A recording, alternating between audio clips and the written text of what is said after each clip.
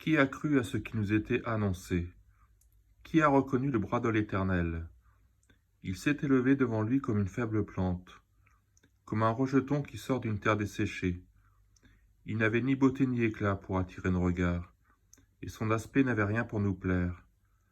Méprisé et abandonné des hommes, homme de douleur et habitué à la souffrance, semblable à celui dont on détourne le visage, nous l'avons dédaigné, nous n'avons fait de lui aucun cas.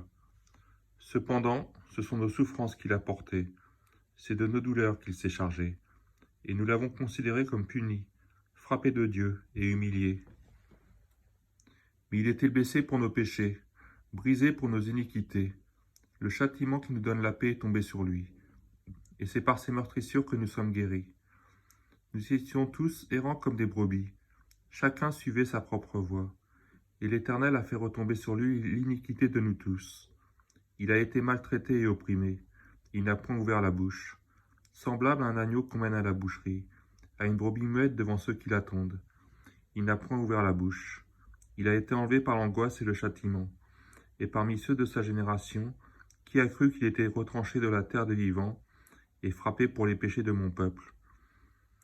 On a mis son sépulcre parmi les méchants, son tombeau avec le riche, quoiqu'il n'y ait point commis de violence, et qu'il n'y ait point eu de fraude dans sa bouche.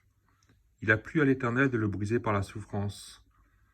Après avoir livré sa vie en sacrifice pour le péché, il verra une postérité, et prolongera ses jours, et l'œuvre de l'Éternel prospérera entre ses mains.